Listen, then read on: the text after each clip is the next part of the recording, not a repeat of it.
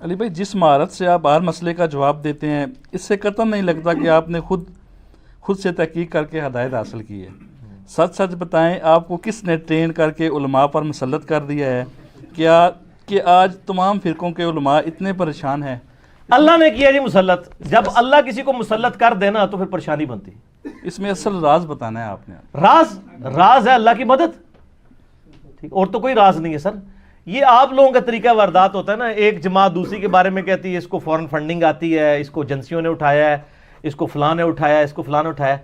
وہ سر پتہ چل جاتے ہیں ہم جو کچھ کہہ رہے ہیں ہمیں آپ لوگوں کے بزرگوں نے اٹھایا ہے۔ آپ کے بزرگوں نے ہمیں بتایا تھا کہ دین وہ ہے جو کتاب اللہ میں ہے، جو بخاری میں ہے، مسلم میں ہے۔ جب ہم نے پڑھا تو سب سے پہلے آپ کے بزرگ فیل ہو گئے اس ٹیسٹ میں، تو پھر ہم نے کہا کہ آپ کے بزرگوں نے آپ کو آدھی بات سچ بتائی تھی کہ دین اس میں ہے، لیکن اس کے اندر جو دین تھا وہ آپ کو نہیں بتایا تھا، ہم نے وہ بتانا شروع کر دیا۔ تو اس میں کوئی کمال والی بات تو نہیں ہے۔ باقی یہ رہا کہ ظاہر ہے کہ ایک دن کی محنت تو نہیں ہے۔ میں یعنی 92 میں نے میٹرک کیا، 94 میں ایف ایس سی، تو آج آپ سمجھ لیں تقریباً 25-30 سال ہو گئے میں یعنی کتابیں پڑھتا ہوں، اور ظاہر ہے ایک دن کا نالج تو نہیں ہے، پھر کمپیریٹیو اسٹڈی بھی کرتا ہوں، اور یعنی میں تعصب سے پاک ہوں۔ میں کسی ایک ٹاپک کے اوپر بھی جب تحقیق کرنا شروع کرتا ہوں نا تو تمام مکاتب فکر کی کتابیں، ان کے علماء کو پڑھتا ہوں، پھر خود بھی کتاب و سنت دیکھ کے تو آپٹیمل سولوشن پہ پہنچتا ہوں۔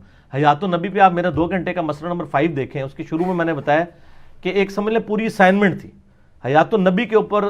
دنیا میں جتنی بڑی بڑی کتابیں لکھی گئی ہیں نا مکاتب فکر کی، 400-500 صفحوں کی کتابیں، وہ میں نے ساری پڑھی، نوٹس بنائے، پھر کمپیریٹیو اسٹڈی کر کے میں نے لیکچر 2 گھنٹے کا ریکارڈ کروایا۔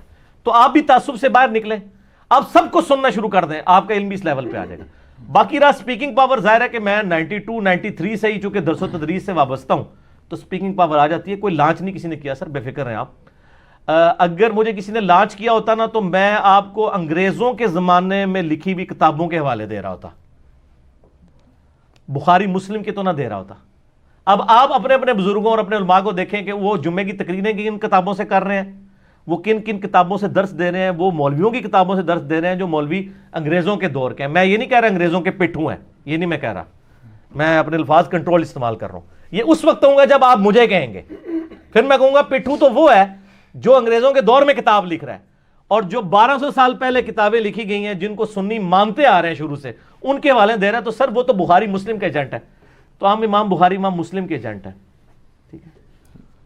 اور چھوڑا کس نے؟ اللہ نے۔ کیوں چھوڑا ہے؟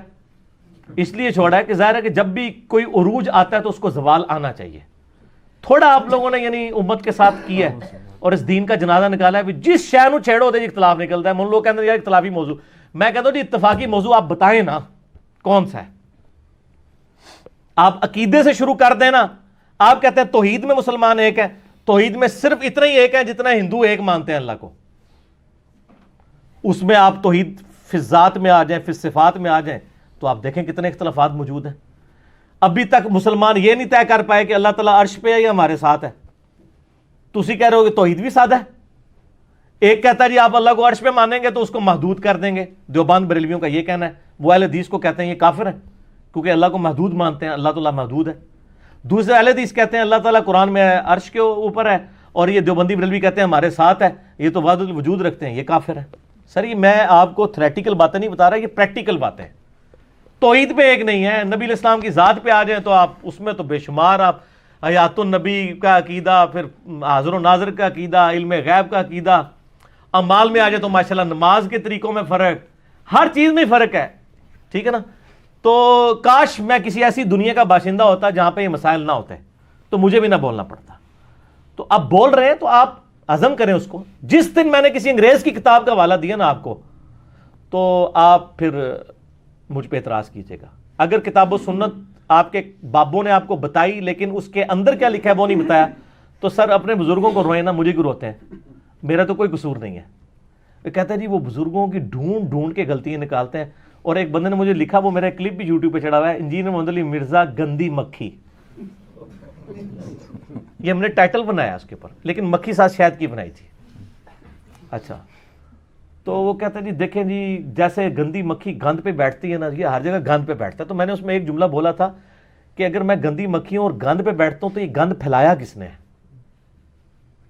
یہ بھی تھوڑی جرت کر کے بتائیں نا۔ میں گند کو کہتے ہیں ہمارے بزرگوں کی غلطیاں پکڑتا ہے، گند پہ بیٹھتا ہے، تو آپ یہ کہیں کہ ہمارے بزرگوں نے گند کیا تھا, اس گند پہ بیٹھ کے اس نے صفائی کر کے ہمارے فالوورز کو بتایا کہ آپ کے بزرگ یہ گند کر کے گئے ہیں, تو یہ جرت کرے نا یہ کہنے کی, تو سر پبلک پھر خود ہی مانے گی یار ان تو بڑا اچھا کام کیا, صفائی کی ہے. یہ وہ گندی مکھی ہے جس نے آپ کے بزرگوں کا گند صاف کیا ہے, اور الحمدللہ اب شاید آپ کو کتاب و سنت کی شکل میں بتایا جا رہا ہے. الحمدللہ. الحمدللہ.